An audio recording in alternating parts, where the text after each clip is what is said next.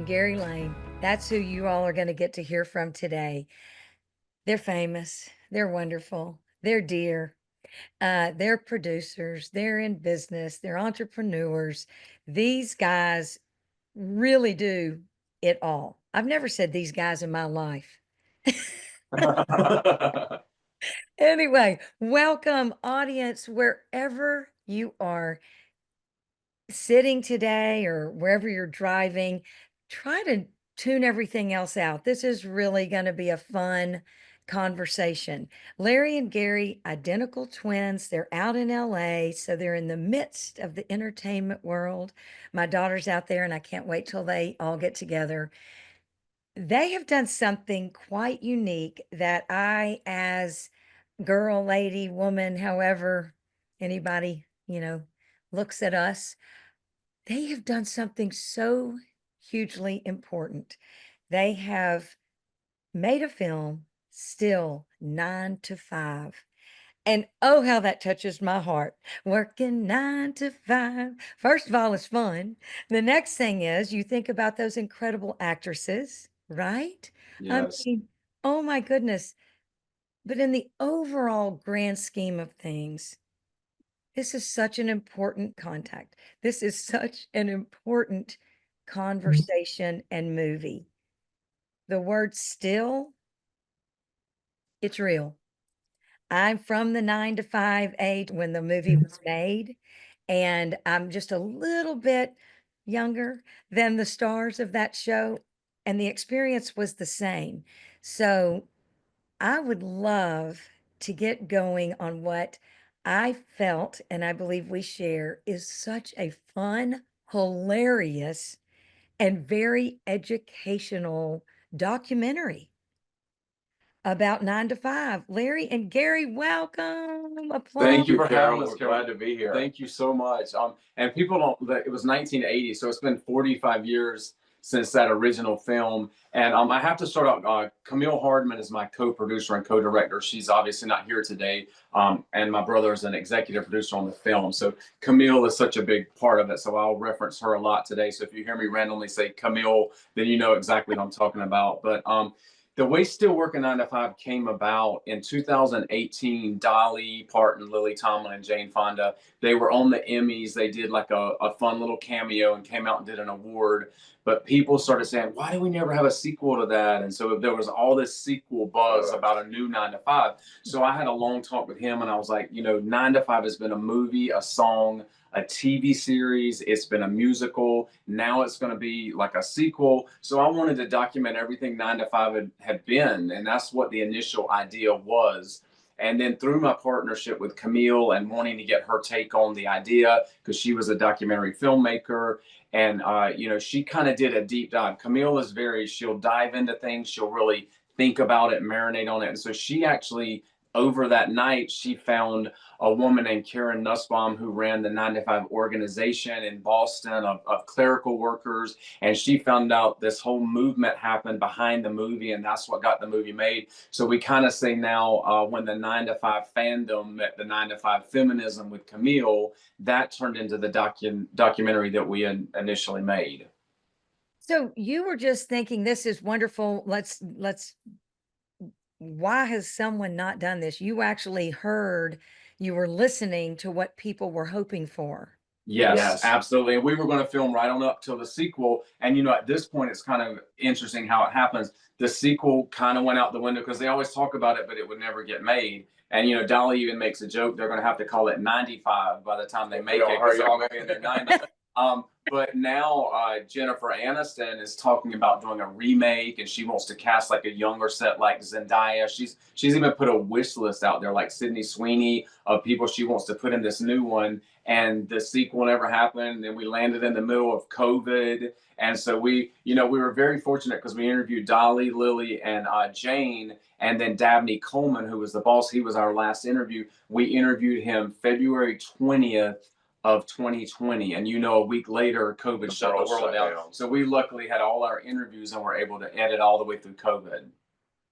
Okay, so first of all, Dabney and Dolly, they had not been in movies. Yes. I mean, as famous and what a, superstar she was, is, and will forever be, she had not been in film. Yep. Yeah, she's And got a that was couple. that was Jane's idea, thinking about listening to her music. Gosh, if I could get Dolly to do it and she could play close to herself. And then Dabney, like you said, he was just a big television actor, Yeah. but he had not crossed over to movies. But you can't imagine this part without Mr. Hart, him being Dabney Coleman. Absolutely not.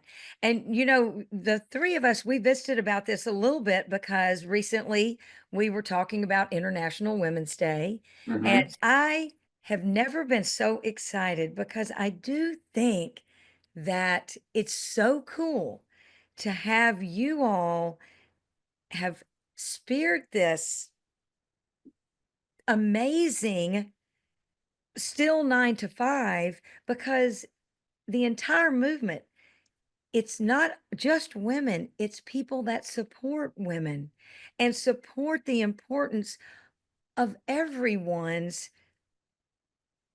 just equal. We're equal people. The bottom Yeah, line. and you have to have men involved in the conversation in order for change to happen. So that's one reason why me and Camille wanted to do this on a 50-50 director and producer. And it was so fun, interesting because my brother is one of the owners at Nilo. So we were there on the 7th, which was the Saturday, and you got up and you mentioned, I love everybody in this room, but I want to shout out to the women because tomorrow's International Women's Day. And I told my brother, I was like, I want to talk to her because I want to let her know about the documentary. Because Yes. we cut a promo with Dolly, Lily, Jane, and we've got like activists like Lily Ledbetter, Zoe Nicholson, like women who have been fighting their whole lives for equal rights and women's rights. So there's a lot of people in the film other than stars. So we cut a great promo together for International Women's Day, and I played that to you at the dinner that night. And I'm you thought so that was just the promo. You didn't know we had made a movie about it. So I was no, excited you got to see the whole film. it's just unbelievable. And audience, I'm not sure how this will shake out. First of all, we will have links to everything. And I'm going to say this now and later. Watch and enjoy and learn from this film. It's magical. The conversations and looking back, if you've never seen the original, do yourself a favor and see that. But I believe everybody has seen the original. Well, And no, It's no, so I, funny. in audiences, we've had so many people say that they had never seen the original, and once they saw younger. But once they saw the documentary, they went back and watched 9 to 5. So the documentary is helping reintroduce a whole new generation to it. 100%. And it's such an important piece of history. This is Yes. a Oh, very important piece of history. We know so little, and trust me, I'm not a big fan of anything to the extreme, but I'm an enormous fan of education so that the more you know, the better you can do, right? yeah, and that's one thing we want to do. And even Lily says in the film, back when they made this in 1980, women were not billed as carrying a picture. So women couldn't hold a picture without a man in the lead or whatever. So Dolly, Lily, and Jane were billed as the stars of this film, and they carried it right on to it was the #2 film of the year in 1980 behind one of the Star Wars, The Empire Strikes Back. So that was the only film that didn't beat in 1980, but it was the #1 comedy. So, and one thing we wanted to do with the film, we kind of wanted to bring people in with Dolly, Lily, Jane, Dabney, new interviews. Dolly and Kelly Clarkson redid a slow haunting version of the Oh, song as a duet. They sing it in the end credits. So lots of little 9 to 5 nuggets we wanted to bring you in, but then we kind of say we hid the medicine and the candy because when we get you in the seats, then we show you that there's actually a whole movement and there's still a lot of change that still needs to happen 45 years later. Quality. and isn't that the truth in every area of our lives? There's always going to be more growth and evolution and things Yeah. to get better. I think as long as we're on this planet, we're going to be searching for more and more growth and, we as people to be better in every way. That song, this haunting version of that, Ooh. I cried. I didn't expect to cry.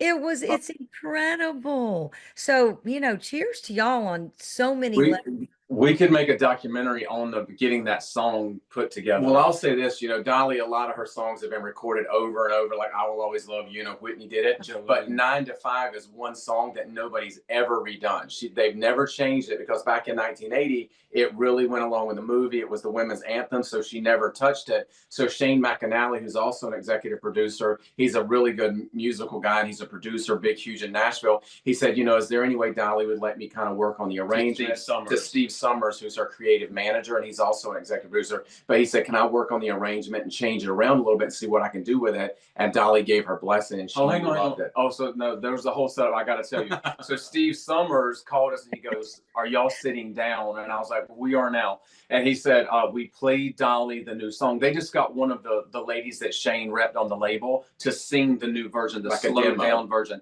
So they played it for Dolly. So they said she squealed 3 times."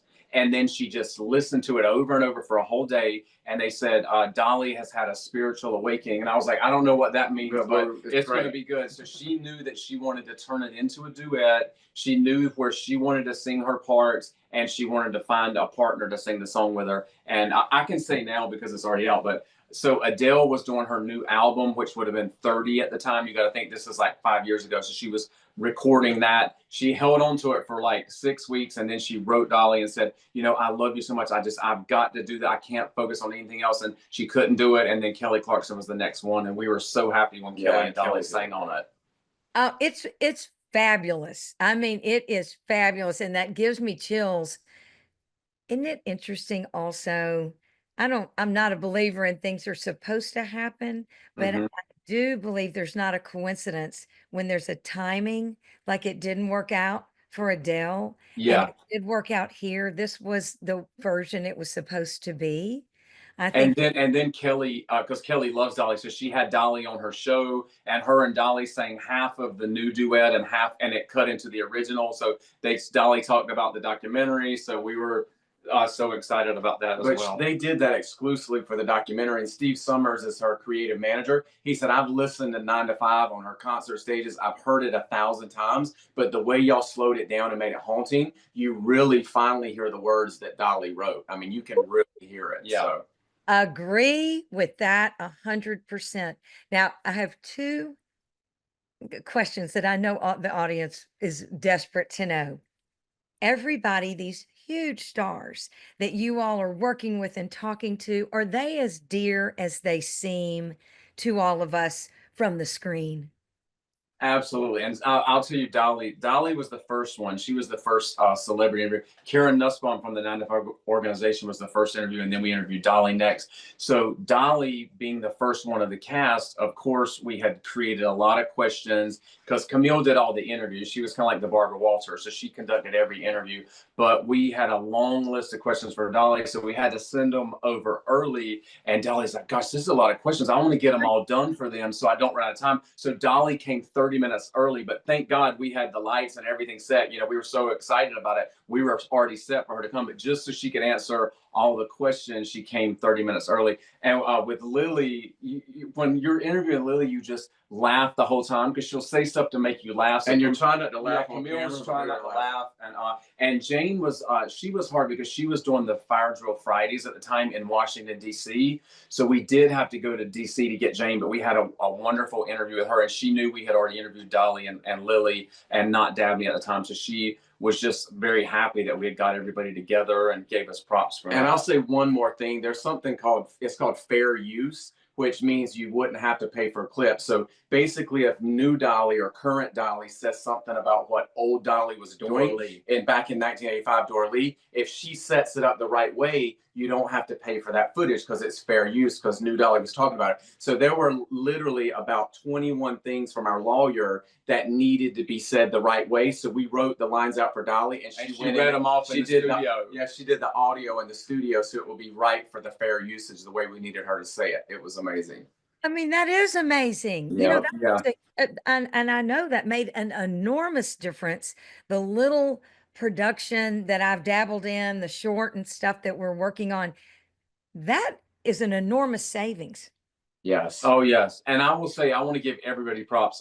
Rita Yeah. Moreno, we interviewed. She's in the television series of Nine to Five. That's why we interviewed her. Allison Janney is in the musical Nine to Five that went to Broadway in 2009. So Yeah. everybody from Jane, Lily, Dolly, Kelly Clarkson, Allison Janney, Rita Moreno, they've all tweeted out the trailer on their social medias. Did I say Allison Janney? Allison Janney. I did. They've all tweeted out the trailers. They've all said they're proud of the film. So all of the ladies have been amazing, as well as our activist Zoe Nicholson. We lost Lily Ledbetter last October, so I hate that because she's got a new movie out called Lily, and Patricia Clarkson plays her in the film, and she's in our film, and we just had a great friendship with her over the years since we met her for the interview, but we Oh lost my her. goodness, let's talk about that, so we maybe can do a little something special. That is wonderful. And another question. And if audience, if you're listening this and you can't see these, handsome gentlemen, they're identical twins. If I haven't said that yet, I'm going to say it. It's like surround sound. You keep hearing our voice bounce around. But somehow my screen got mirrored, so we're on the wrong side, so it's even more. It's more confusing for us. Everything about this is magically confusing. Could y'all let me know, you two work together always, and I know your parents have been such a beautiful influence on your lives individually and as twins. What in the world? I mean, are your parents just so thrilled y'all work together, you produce together, you create all the things you do together? Oh, absolutely. Yeah, we were kind of like built-in best friends, and even in school, like we did little things like the twin tricks. Like he was really bad at math, so I went to school and took all of his algebra exams, like his midterms. Thanks, Larry. I went in and asked him, so I tell everybody he'd still be in school if it wasn't for me. So, but we have an older brother, James. He's 5 years older. So when we were younger, we were more of a nuisance to him. But now that we're older, we're closer with him. But yeah, our mom and dad, when we moved up to New York first, and we kind of made the drive up from North Carolina to New York, that was a little better because we could be home in 7 hours if we needed to be. And we did Zoolander. We did a lot of movies. We got into the Screen Actors Guild. And then when we made that move to LA, that was the one that became the cross country drive. That's the one where mom knew she couldn't get us back as fast.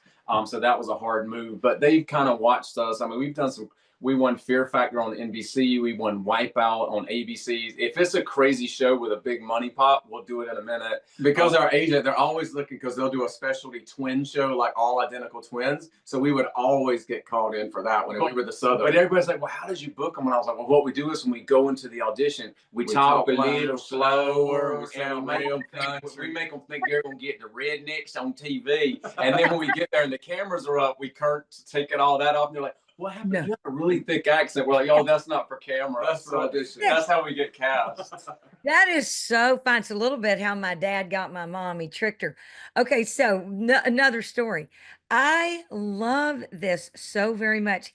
And you all, this incredible support. First of all, the 9 to 5 group, that was already in place or came about when the original 9 to 5 movie came out. It was there was one chapter in Boston. It was called 9 to 5. It was an organization. So that was the one chapter. The whole movie was kind of based on that. But after the movie was such a big hit, after that movie, within a year, they had opened 51 more chapters all across the United States. So it galvanized the movement. But what we did, Ellen Cassidy and Karen Nussbaum were the two women that found that organization. They started it because clerical women were dealing with so many issues. They would come together on their lunches and they would vent and all of these things. So because of Karen Nussbaum's friendship with Jane, she would tell Jane about what the women were dealing with in the office. And that's when Jane said, I want to make a movie about this. So she had a partner at the time, Bruce Gilbert, and we interview all these people in the movie. And Bruce Gilbert said, I think this is a great movie. They thought it was going to be serious at first, but then it became a comedy. They wanted to bring Dolly and Lily because they wanted to get Middle of America in there and to watch it. And that's kind of what we did with the doc. We wanted it to be like a comedy and funny, but we also wanted you to learn. So we kind of took a page out of their playbook. Yeah, it's amazing. And, the acting in that is unbelievable, right? Oh, yeah. It's truly unbelievable how you're laughing so hard at that horrific boss that you can't hate it. I Yeah, mean, you're and not, he played it like it's that. like he's not smart enough to do better. I mean, it's really quite, he's fabulous, is all I can say. You want to keep watching, and y'all did this in the way that I believe everyone will love this movie. And again, laugh a lot and learn so much and want for and support women and this movement and the ever need to grow and get better. I think y'all have done a magical job. The next thing I want to ask you about this movie, it took 6 years to get it out there. Is And this that actually, this I your learned that pick? that's actually pretty good. That's actually pretty good. Sometimes docs take 8 to 10 years. So I mean, we really cranked it out. And I will say another thing, because the movie is only 86 minutes, which is kind of crazy because everybody says it's got to be under 90 minutes. We've got over 90 hours of footage, so we've got so much stuff that because we lost Dabney, and so there's so many things now that are just forever on film that couldn't go into this film. So I will say in like 5 years, when it is the 50th anniversary, we are going to create like a director's cut and really put a lot of the stuff that couldn't go in. So there will be one more chapter from us, but it'll be 5 years down the line. But we've got so much amazing stuff that we gathered. I love this. And you're gathering data constantly, constantly, and how this movement is continuing to grow and the reach is getting larger and larger. I want to say, on a serious note, so before I jumped into entrepreneurship, I was a secretary. That's Mm-hmm. what was out there. I went to work first for a bank and I loved it. My equipment was so fabulous. My pens and pencils and paper. I love equipment so much. Very organized. And it was great until I realized that the only people a- approving loans were men. Mm-hmm. I said, well, this is interesting. I think I'll go ahead and never crossed my not to think, oh, I'll do that next. So that was fun, fabulous, nothing inappropriate. I move on and I was studying to become a real estate agent and I went to work as an executive assistant and the boss Mm-hmm. said, oh, we're going to have this meeting at the office tonight. Come back and we're going to have a conversation. I said, perfect. I go back and I'm thinking, well, that's weird. There's music playing in our they didn't play music, let's just say, normally. Mm-hmm. Yes. And there was a candle burning, and I thought, what kind of a meeting are we having? This is I was thinking it was delightful. Mm-hmm. And And that's just I that's know how it he's was. inviting me only to go on some trip, some educational trip. And I said, so who is coming from the office? Long story short, it was all moving into by ourselves at the office Mm-hmm. or closed, thinking, oh, wrongly so, by the way. I think he was horrified that I would be excited to have this opportunity to go with a boss on a trip. Mm-hmm. And Not that's one thing. That's exactly what we learned, through talking when we did the interviews. Because it was great to, have the celebrities, Dolly, Lily, and Jane. But then when we started listening to women like Lily Ledbetter doing her interview, you're sitting in the room with her, hearing Camille ask her questions, and she talks about, driving home from work because she was the first female supervisor at Goodyear, and the men all hated her. And on the way home, they try to run her off the road. They would like cut her tires. So you start realizing that women, even though Mr. Hart is jokingly running Dora Lee around the desk in the movie, that came from a true story of a secretary that got attacked in the office. So you start to realize these women were really going through these issues and still are in some cases. Going, Me Yes. Too started a lot, but the women are still dealing with this, and this is 1980 as to where we are right now. So that's why we felt like the film was so important, and it was really important that a film like 9 to 5, because you had the movie in 1980, you had the TV series in 1982, you had the musical in 2009, it came back in London, the musical in 2019. So we kind of followed the timeline and we found stepping stones with Lily Ledbetter and different things happening in the women's movement that went beside of the 9 to 5 movement. And that's kind of how we brought all this together and tied it into still working 9 to 5 that we have today. Oh my goodness. And you know, I present company excluded. I will say most men excluded these days, thank God. But my little grandbaby girls, they say girls rule, men drool. They say things like that. And I have to giggle, I'm not trying to push that kind of conversation, but it's a little funny. And I will say that it is so in those days, and this has changed, Mhm. men were threatened. When it comes down to it, most of the things that go on, pick any subject that we need to evolve in, right? Mhm. Because so often we allow fear to get in. And if we could start replacing that with curiosity, Yes. and then have Yes. these beautiful conversations and watch and learn from people such as the two of you, putting things together today, taking historical information. And yes, we celebrate every movement that's made every day that makes a positive impact, but there is so much more to do. Absolutely. And still working on the five. One thing I say about Zoe Nicholson, she's one of the activists in our film, and she's been to a lot of Q&As with us. I always channel her. She lets me know what's going on in the government, what's going on with the Equal Rights Amendment, and she'll always say that when the country was formed, there were no women in the room. They've been trying to kick the door down ever since. If you look at the Equal Rights Amendment, all it says in 1982 was that women are equal with men under anything pertaining to the law. It's a very simple rule that would make women equal across the board. They've been trying to pass it for all these years, but the truth is that men don't want it to get passed because it puts women on an equal playing field. And Zoe will also tell you that any amendment in the United States, which this would be the 28th Amendment, no other amendment was ever given a deadline except this one because it pertains to women's rights. Yeah, the threat is real. Mm-hmm. That is real. You know, um, and I just appreciate the two of you on so many levels. However, just on this, thank you all for supporting a movement that's so important in a manner that people are open to receive the information. Yes. I believe from y'all doing this movie and all those involved, please, I thank everyone involved in y'all's movie. This is a platform again, and I wish we had all day, but to wrap us up, you brought us into laughter and education. Mm-hmm. In every area of life, we need more laughter to keep very serious, serious conversations on a level that people are able to have a conversation rather than tell each other what each other are doing incorrectly.